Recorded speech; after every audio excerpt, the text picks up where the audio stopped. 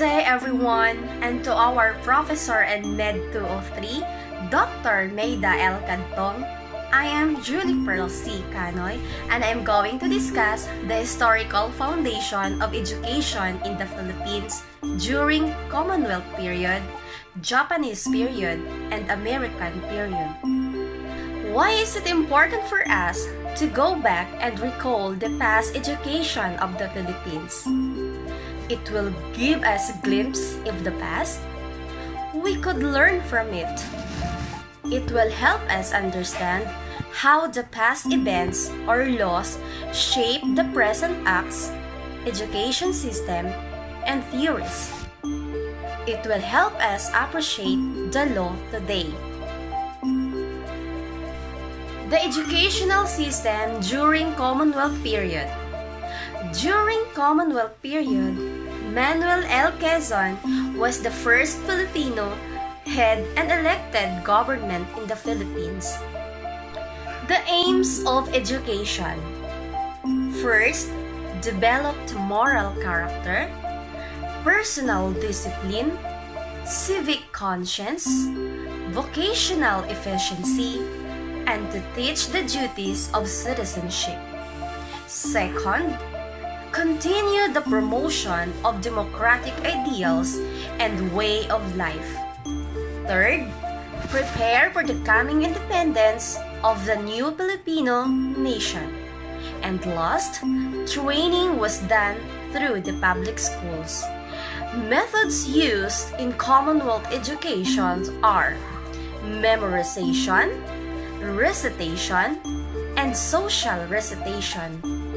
The curriculum during Commonwealth period provided for the complete revision of the public elementary school system by shortening of elementary grades to 6 years. Adoption of double single session in primary grade with 1 teacher. 1 class assignment of intermediate teachers. No matriculation fees, and Tagalog as the basis of the national language.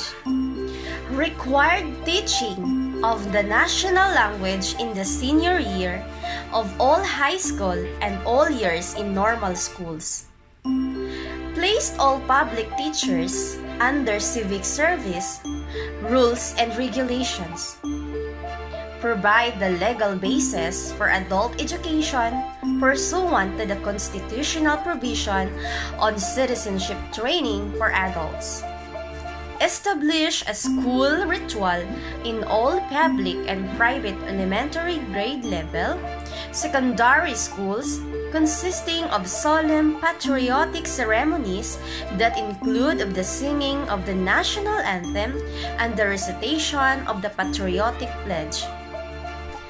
Next is the educational system during Japanese period.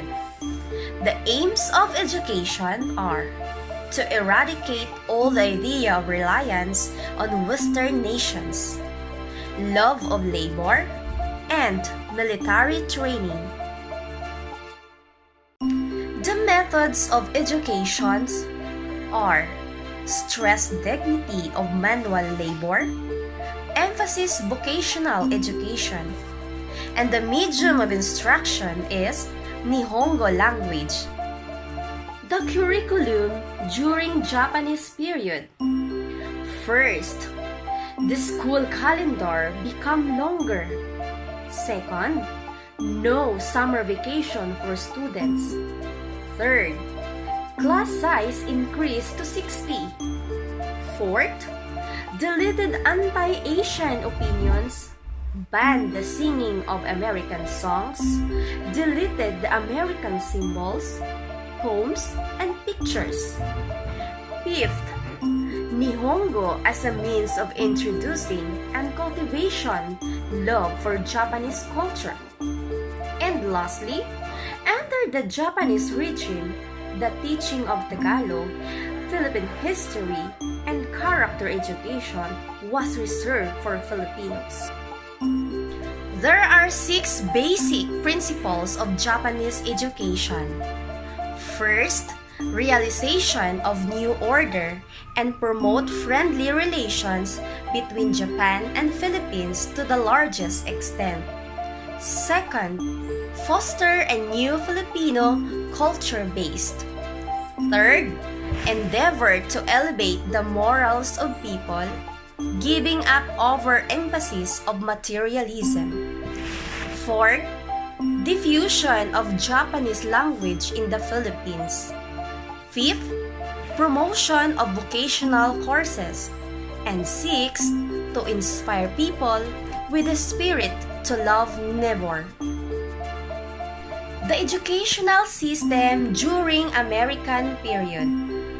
The aims of education are love for country, spread of democracy, formation of good citizens, and learn English language. Americans emphasize the importance of education to the Filipino. Thus, it started the free education in public school. The Americans also emphasized the 3 R's, the reading, writing, and arithmetic. The Filipino soldiers served as teachers until U.S. teachers came in 1901. The United States government sent a Thomasites, a group of professionals who were assigned to teach the English language. The Americans also taught the vocational, household housekeeping, good manners and discipline, rights and responsibilities. The medium of instructions that being used is English. And religion is not a part of their curriculum. The curriculum during American period. There were 3 levels of education: the elementary level, secondary or high school level, and college or tertiary level.